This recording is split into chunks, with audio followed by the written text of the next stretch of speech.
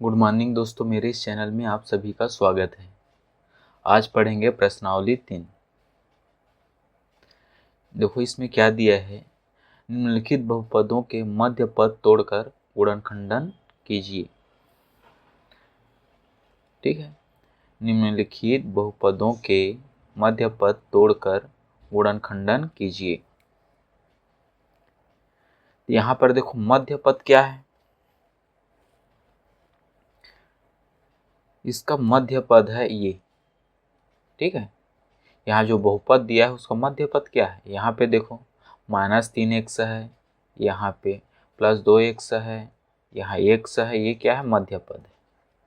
ठीक है, इस मध्य पद को, ठीक है, इसको तोड़ना है और इस प्रकार तोड़ेंगे कि उसका जो गुणनखंड है ना, ये जो 4 और ये इसके गुणन के बराबर हो, इसके गुणा के बराबर हो। जैसे यहाँ पर देखो, पहले वाला चलो देखते हैं, फिर आप लोगों को समझ आ जाएगा। ये पहला प्रश्न है।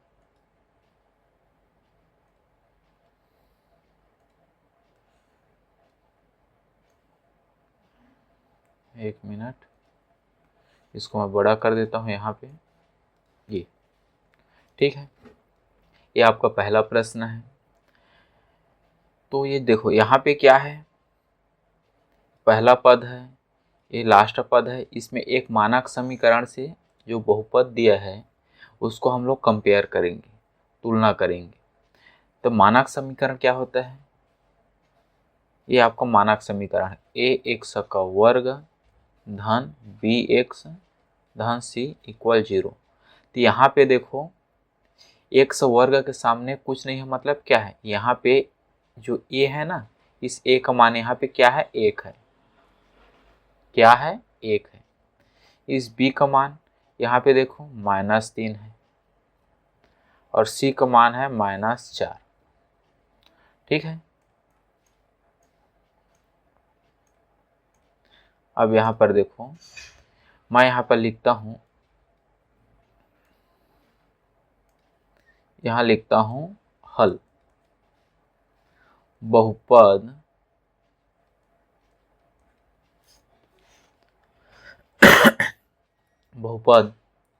x का वर्ग ऋण 3x ऋण 4 को मानक समीकरण ax का वर्ग धन bx धन c = 0 से तुलना करने पर,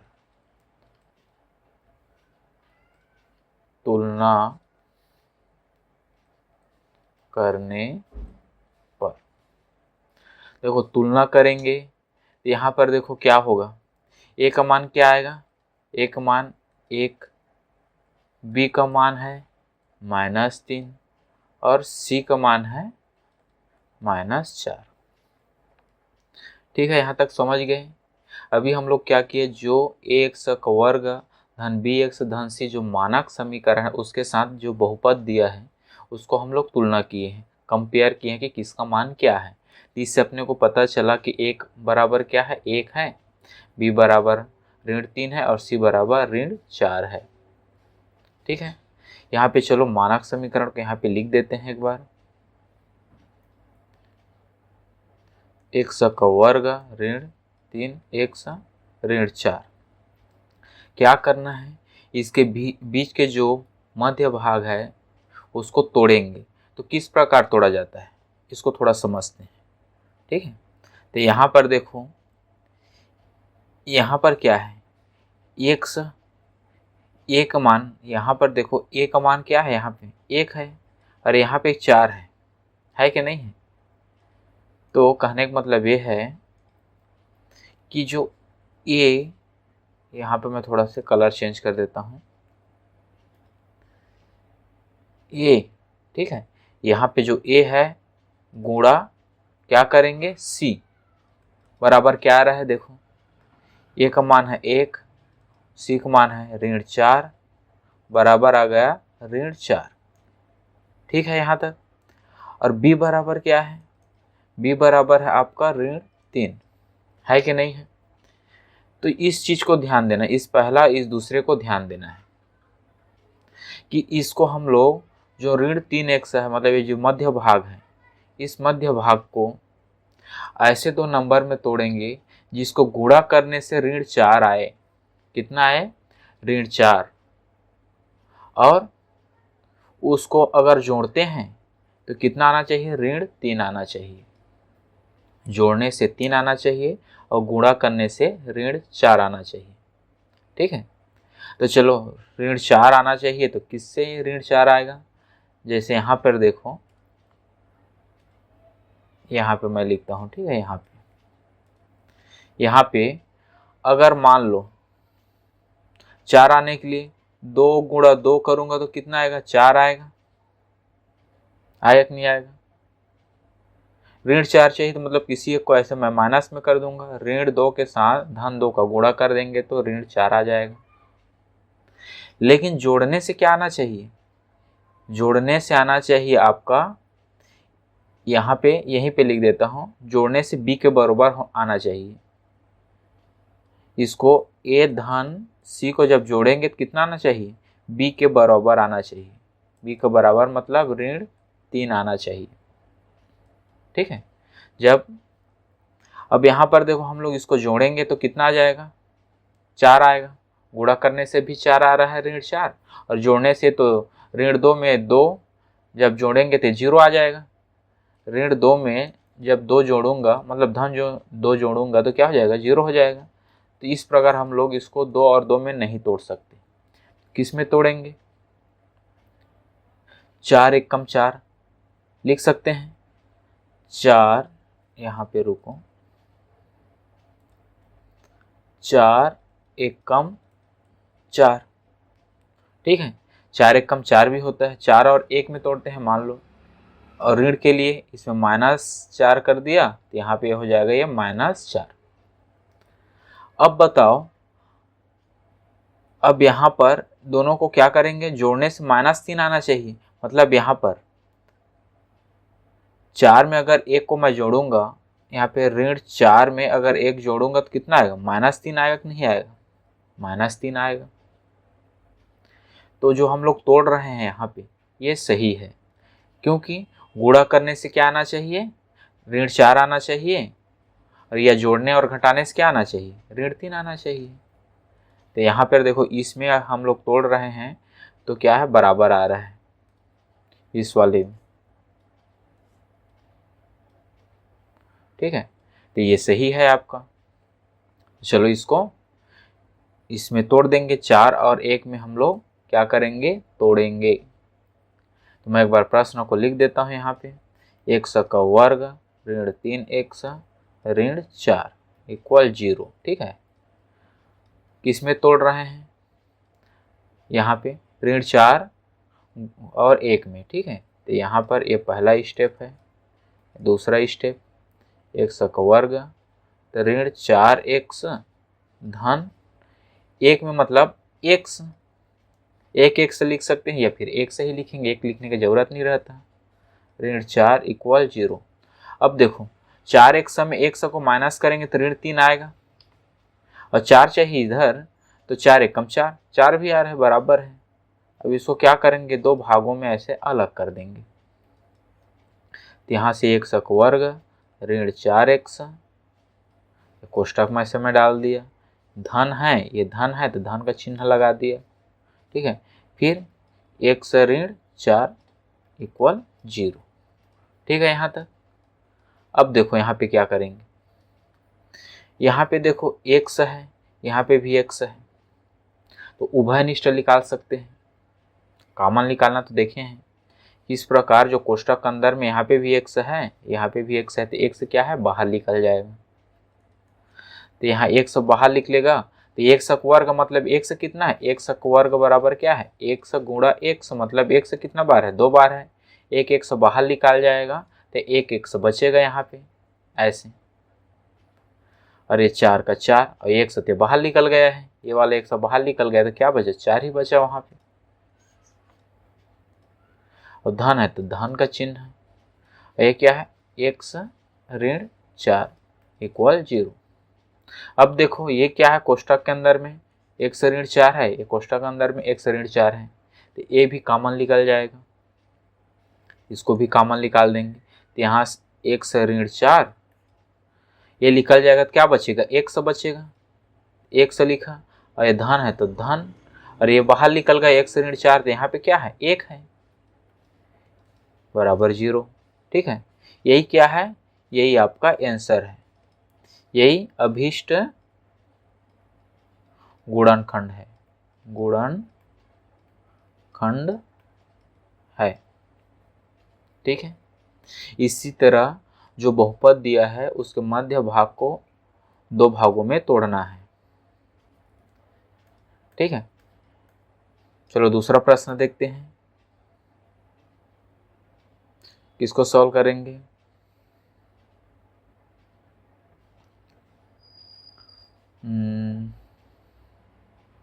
चलो इसको चौथा करते हैं, ये आपका चौथा प्रश्न।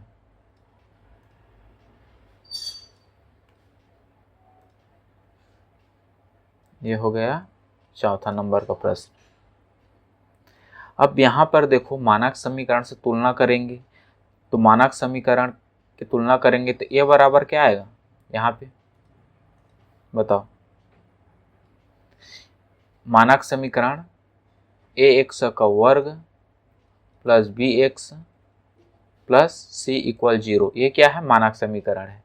इससे तुलना करेंगे तो क्या आएगा, ए बराबर आएगा आपका 1, यहाँ पे क्या है, कुछ नहीं मतलब 1 है। बी बराबर आएगा ऋण 8 और सी बराबर 15। ठीक है, तभी हम लोग देखे हैं, इस मध्य भाग को तोड़ेंगे इसको। ठीक है, तो क्या है, जब ए और सी का गुणा करते हैं, ए गुणा सी कितना आएगा, ये 1 गुणा ये 15, तो कितना आएगा, ये आएगा 15। ठीक है, और ये कितना है, b बराबर कितना है, -8 है, तो ये धन सी करेंगे। ठीक है, ये धन सी करेंगे, या फिर ए ऋण सी करेंगे, तो कितना आना चाहिए, इस b के बराबर आना चाहिए, मतलब b के बराबर आना चाहिए, मतलब 8 आना चाहिए, -8 आना चाहिए। तो 2 नंबर में तोड़ेंगे फिर इसको, तो कौन कौन से 2 नंबर में तोड़ सकते हैं, चलिए बताओ। यहाँ पे, यहाँ वैसे मैं अलग से लिखता हूँ यहाँ पे। ठीक है, ये 2 नंबर में तोड़ना है, 8 आना चाहिए। ठीक है, जिसको गुणा करेंगे तो क्या आना चाहिए, 8। तो यहाँ पर बताओ, सॉरी, गुणा करने से कितना आना चाहिए, 15 आना चाहिए। गुणा करने से 15 आना चाहिए, और जोड़ने और घटाने से कितना आना चाहिए, -8 आना चाहिए। देखो 5 तिया कितना होता है, 15 होता है कि नहीं होता है। अब इसको जोड़ेंगे, 5 और 3 को जोड़ेंगे तो 8 होगा ना। देखो 15 चाहिए और 8 चाहिए, आ गया। ठीक है, लेकिन यहाँ पे एक चीज है, ऋण 8 चाहिए। क्या आना चाहिए, ऋण 8। कितना आना चाहिए, ऋण 8 चाहिए।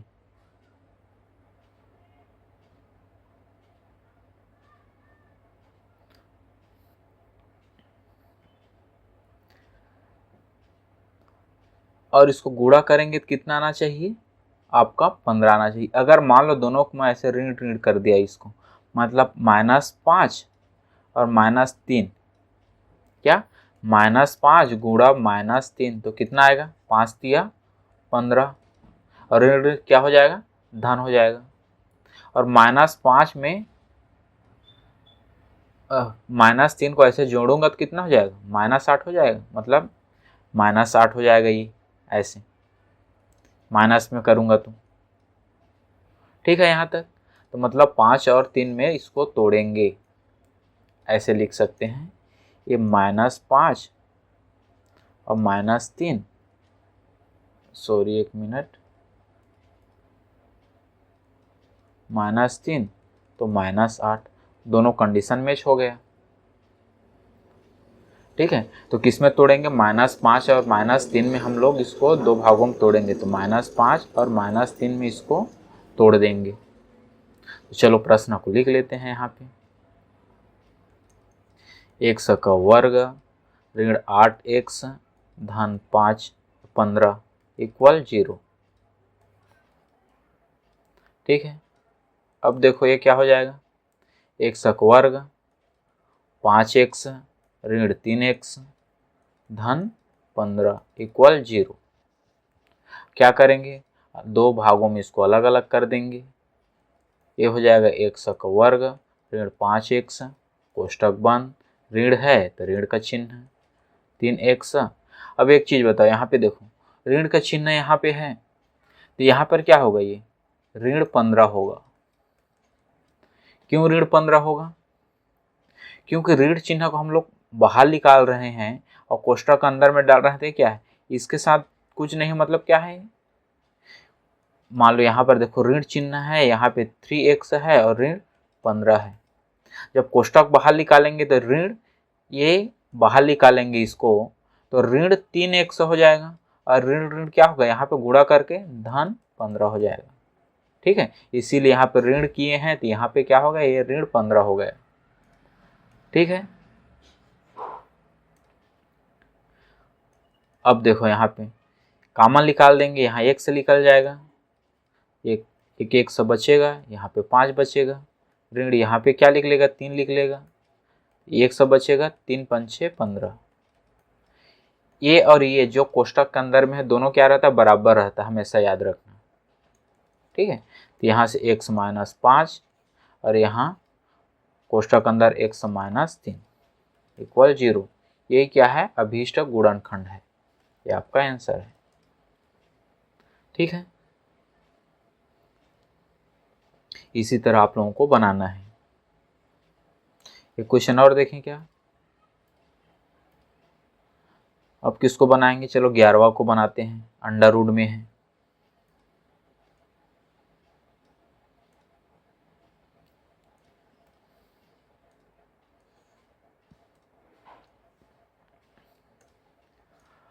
मानक समीकरण से तुलना करेंगे तो a बराबर हो जाएगा आपका, यहाँ पे a बराबर हो जाएगा √3, b बराबर क्या है 9 है और c बराबर है 6 √3। तो a गुणा c करेंगे, मतलब √3 गुणा 6 √3, तो कितना हो जाएगा, ये 6 और √3 कितना हो जाएगा, 3 हो जाएगा। √3 और √3 गुणा करके 3 हो जाता है। ठीक है, बाद में देखते हैं क्यों होता है, ठीक, लेकिन 3 हो जाता है। ठीक है, हमेशा याद रखना इस चीज़ को। तो 6 12 6 3, ये क्या हो गया 18। मतलब गुणा करेंगे, दो ऐसे भागों में तोड़ेंगे कि गुणा करने से क्या आना चाहिए, 18 आना चाहिए, और जोड़ने से क्या आना चाहिए, जोड़ने या घटाने से 9 आना चाहिए, मतलब b के बराबर आना चाहिए। a धन c करेंगे तो किसके बराबर आना चाहिए, b के बराबर आना चाहिए, मतलब 9 आना चाहिए।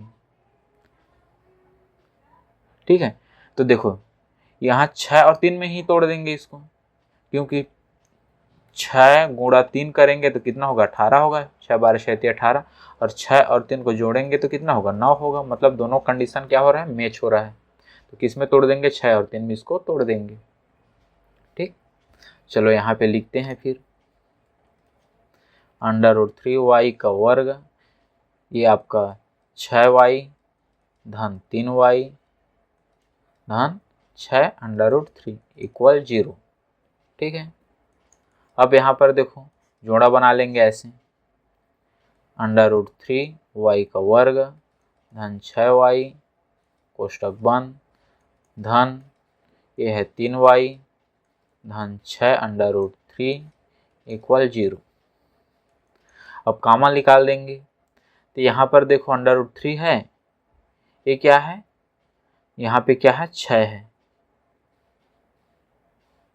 ठीक, तो यहाँ पर क्या लिख लेगा, देखो यहाँ से देख तो y निकल जाएगा और √3 लिख लेगा 3 और y, तो यहाँ बचेगा √3 निकल गया तो यहाँ बचेगा y, यहाँ पर क्या बचेगा बताओ, 6 है, इसको मैं 2 तिया 6 लिख सकता हूँ, ऐसे लिख सकता हूँ। 3 दूने 6 होता है, 2 तिया 6 होता है।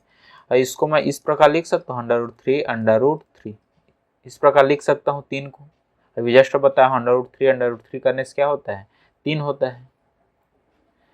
तो यहाँ पर √3 बाहर निकल जाएगा तो क्या बचेगा, 2 √3 बचेगा। और y तो बाहर निकल गया है तो 2 √3 ऐसे ये बचेगा यहाँ पे। अब यहाँ पर देखो प्लस है तो प्लस का चिन्ह है, यहाँ से क्या लिख लेगा, 3 लिख लेगा। तो यहाँ y बचा, ये प्लस रहेगा चिन्ह, ठीक है। ये y बचा प्लस 3 निकल गया, 3 दूने 6 होता है। 6 को हम लोग क्या लिख सकते हैं, 3 गुणे 2 लिख सकते हैं ऐसे। और √3 है तो √3 ऐसे। तो 3 बाहर निकाल देंगे तो क्या बचेगा, 2 √3 ही बचेगा। तो यहाँ पर क्या बचा, 2 √3 इक्वल 0। अब यहाँ देखो दोनों क्या है, सेम सेम है, ये भी कॉमन निकल जाएगा फिर से। तो y धन 2 √3 और डब्बे के अंदर में आ जाएगा √3y धन 3, ठीक है, इक्वल 0। ये क्या है, आप लोगों का आंसर है, यही अभीष्ट गुणनखंड है।